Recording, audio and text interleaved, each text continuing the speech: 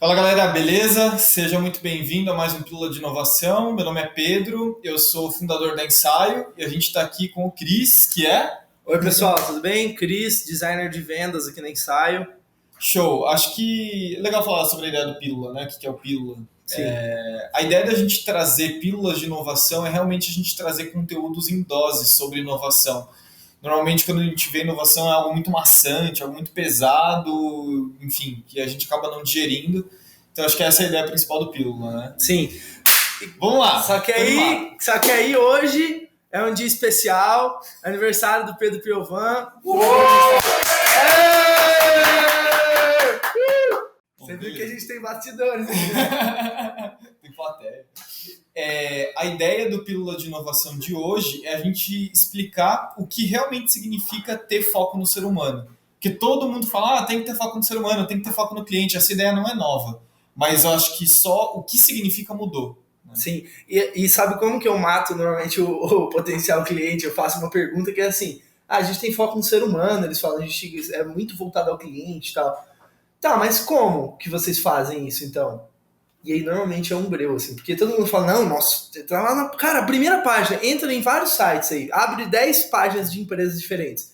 Todas falam que tem foco no ser humano, que tem foco no cliente. Mas ninguém sabe como e o que significa de fato, Sim. né? Então acho que por isso que é importante falar sobre isso hoje. Cara, eu acho que a primeira questão é assim, difícil, né, falar sobre isso. Porque é um mantra que as pessoas repetem, mas não refletem. Então, quando a gente para olhar, isso surgiu quando, né? Então, isso surgiu relativamente novo, né? Revolução Industrial, a segunda Revolução Industrial, isso começou a ficar mais forte.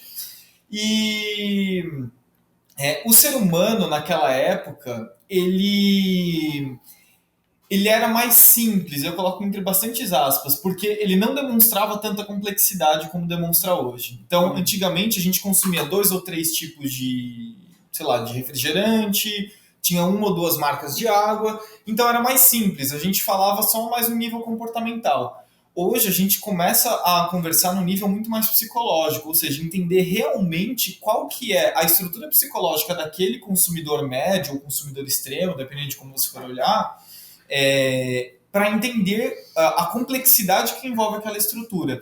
E aí você começa a ver que as estruturas de desejo elas começam a ficar mais profundas e mais enraizadas em diferentes lugares.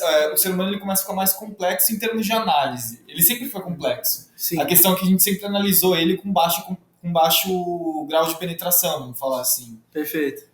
Viajei muito ou não? Não, tá certo. Tá. Só que o que eu acho também que mudou é que a nossa. Então, com base em tudo isso, também a nossa expectativa aumentou, né? Do cliente. Sim.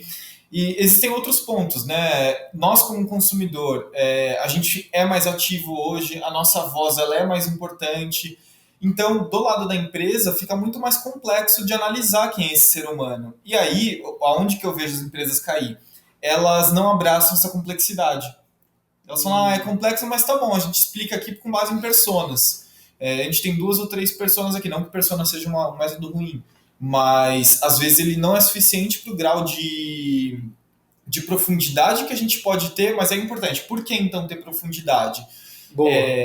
Então, porque você consegue aumentar a retenção dessa pessoa quando você mostra para ela que você entendeu ela em toda a sua complexidade e você satisfaz esses desejos. Sim, e tem fit, né? Tem Porque fit. aí você consegue mostrar o que você é, mas também é uma parte de autoconhecimento, né? Sim. Porque o autoconhecimento ele vem do quê? Do feedback de análise sua e dos outros, né? Eu acho que na construção do branding também, da experiência do colaborador, tudo isso também está dentro, né? Esse autoconhecimento da empresa. Sim. Ela saber qual mensagem ela realmente quer passar para ir passar isso da melhor forma possível, né?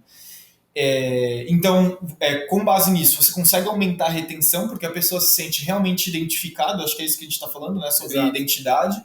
Então, ela se sente identificada com a tua marca ou com você, independente se é PF, PJ, etc. E, principalmente, isso abre um canal de diálogo. E é muito importante, porque a grande questão é você criar um canal de diálogo para que você consiga ouvir também o teu usuário, o teu cliente. As marcas, elas mais falam do que ouvem. Boa. E esse é um problema, porque aí a gente não cria pontes de diálogo. Enfim, esse é um dos grandes problemas que a gente vive atualmente, que a gente não cria diálogos, e aí todo mundo quer expressar a sua opinião e ninguém quer ouvir, né? Toda essa história que a gente já tá vendo. Exatamente, e isso volta ao indivíduo também, né? Que reflete nas empresas, né? Claro, claro. E, cara, assim, nós como clientes, o que a gente mais quer?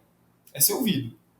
Então, Boa. quando eu tô bravo com a marca X, eu quero falar sobre isso. E nada melhor do que eu falar pra marca e essa marca me ouvir. Sim, e eu vou adicionar, se você que está vendo esse vídeo agora, assim, a maioria das pessoas não, a maioria dos empreendedores, ou enfim, das pessoas não estão olhando para isso assim da forma como deveria, dando a importância que deveria, né, a ouvir, a criar esses pontos de diálogo.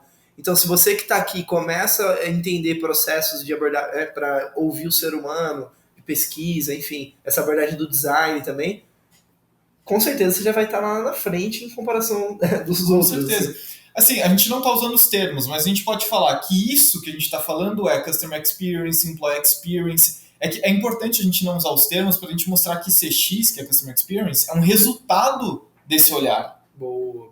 Né? Por que o Nubank é a principal referência de CX nesse dado momento? Porque o Nubank consegue estabelecer uma ponte de diálogo e ele ouve a pessoa. Aonde? No suporte, que é o lugar para ouvir a pessoa. Então, cara, matou. E normalmente, e aí, vamos lá, eu tô falando aqui números aleatórios, mas sei lá, 80% dos suportes, como que eles são? Oi, tudo bem? Aqui é o Pedro da Ensaio, nossa ligação está sendo gravada, o que posso ajudar? Ah, tá aqui o nosso código de rastreamento. E como que elas fazem para se diferenciar? Cara, seja um ser humano, acho que é a primeira coisa. Seja um ser humano, fala, oi, tudo bem? É que eu tô fazendo pitch de venda aqui, né? Ao vivo, tipo. E como que elas fazem para se diferenciar? Liga Existe pro um Cris. processo para isso, contrata ensaio. Liga Mas pro Cris. basicamente é verdade, existe um processo para isso, né? Claro, existe um processo de transformação, isso não muda da noite pro dia. Saiu um estudo, a gente pode deixar aqui nos links, em algum lugar aqui. Um estudo não, um case do Google. O Google tem um site de cases que eu acho que chama Talk with Google, e lá tem um case do Estadão. E é muito interessante. O Estadão, estou falando isso porque não vou falar do case, acessa aí que é muito bom. O Estadão ele passou 2 anos, ele começou isso em 2017, essa estratégia de realmente criar um diálogo. E agora eles estão tendo resultado. E eles passaram por um processo de transformação. E eu tô falando isso não para fazer jabá, porque realmente é sobre isso. É sobre a gente passar por um processo de transformação até a gente chegar no que realmente importa. Boa. Não é mágica. Acho que esse aqui é o ponto. Porque é o que a pessoa fala. Não, aqui nós somos 100% voltados ao ser humano, ouvimos o cliente. Tá, como que vocês fazem então? Qual que é o processo? O que vocês têm? Não tem nada, não faz nada e não existe nada, sabe? Sim. Então acho que é uma provocação aí. Boa. Fechou? Fechou? Valeu. Valeu, parabéns!